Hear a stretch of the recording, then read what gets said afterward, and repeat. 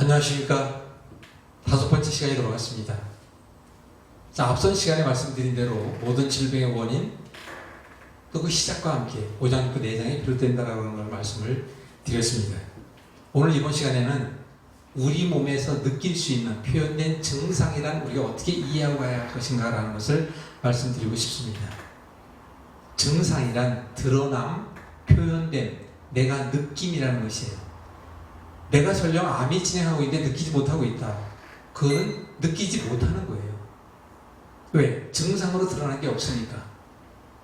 하지만 오늘 이 시간에 말씀드린 것은 바로 그 증상은 내가 느끼도록 노력해야 되고 내가 그것을 느끼고 거기에 반응해줘야 된다는 사실을 먼저 말씀을 드리면서 우리가 표현된 증상이란 지난 시간에 이 말씀과 함께 잠깐 이어보면 모든 병의 원인은 오장육부 내장에서 비롯된다. 바로 그 내장의 공장이라는 피를 만드는 공장에서 문제가 되기 때문에 오장육부를 비롯해 몸 전체 60조 개의 세포가 어딘가에 문제가 되는 게 있다. 사람마다 다르겠죠. 그럼 증상이란 그 모든 질병의 원인이 되고 있는 오장육부 내장의 문제가 5년, 10년, 15년 정도 진행해서 즉 나이가 15, 16, 17, 18 이렇게 돼야 드러나는 것이 어깨가 아프고 머리가 아프고 허리가 아프다는 것이에요. 우리 몸은 크게 나눠서 겉이 있고 속이 있습니다. 겉은 갈비뼈로 보호받고 있고 보이지 않는 몸통에 싸고 있는 내장을 속의 개념으로 생각을 합니다.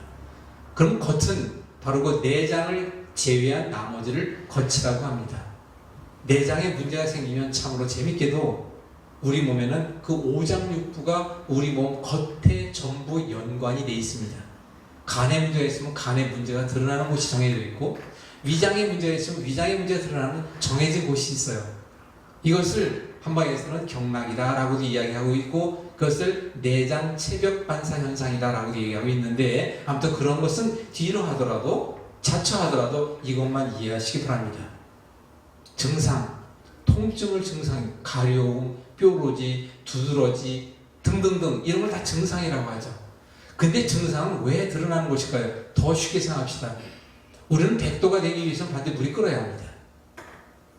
물이 끓으면 100도가 돼야 되죠. 그렇다면 100도를 끓는 임계점이라고 하고 할 수 있듯이 우리 몸에도 겉으로 드러나기 위해서는 바로 그 임계점이라는 것을 그냥 물이 끓는 거 100이니까 100이라고 비교합시다. 우리 몸속의 문제가 1부터 시작해서 50, 60, 70 될 때까지는 잘 느끼지 못한다는 얘기예요. 그런데 100이 됐을 때 겉으로 드러납니다. 머리가 아프다, 눈이 아프다, 어깨가 아프다, 속이 쓰리다 등등등이 온다는 것이죠. 그것을 우리는 증상이다라고 이야기합니다. 내가 느끼는 증상이 없다면 결국은 나는 병이 있다고 생각하지 않을 것입니다. 하지만 두 가지로 말씀드리면 나에게 그 증상을 표현한 뇌와 민감한 관계에 내가 관심 가지고 있다면 작은 문제부터 알려줍니다. 그건 당연한 거 아니겠어요? 서로 사랑하는 사람에게 눈빛만 봐도 알 수 있다는 것처럼 바로 그렇게 되는 거 아니겠습니까? 그래서 여러분들 지금 이 시간부터 부탁드리고 싶은 것은 뇌가 알려주는 신호에 민감하게 반응하십시오. 그리고 이제부터는 뇌가 알려주는 그 신호에 대처하셔야 합니다. 그럴 때 바로 어떻게 대처해야 되는지에 대한 것은 앞으로 또한 자세히 알아봅니다. 이렇게 또한 생각해 봅시다. 내가 좀 허리가 너무 아파요. 그 표현된 증상이에요, 분명히.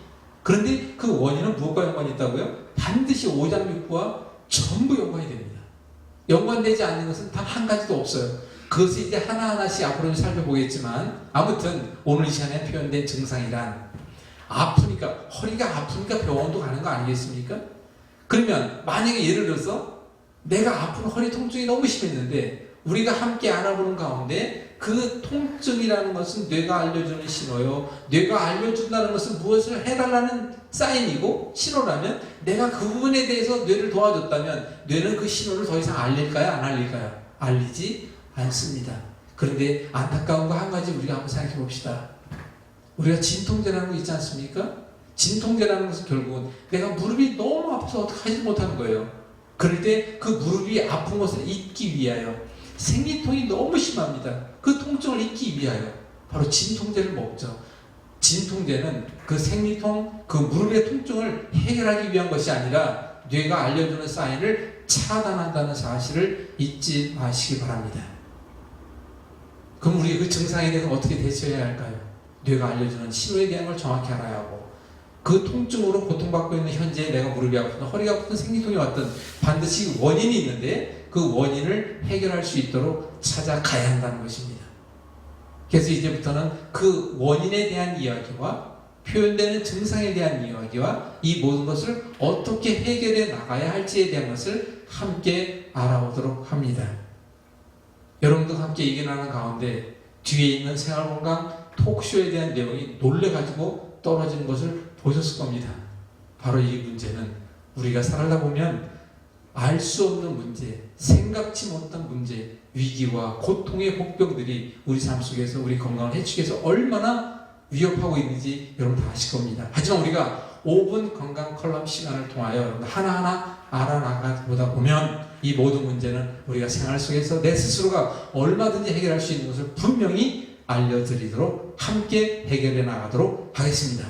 다음 시간을 기대해 주시기 바랍니다. 감사합니다.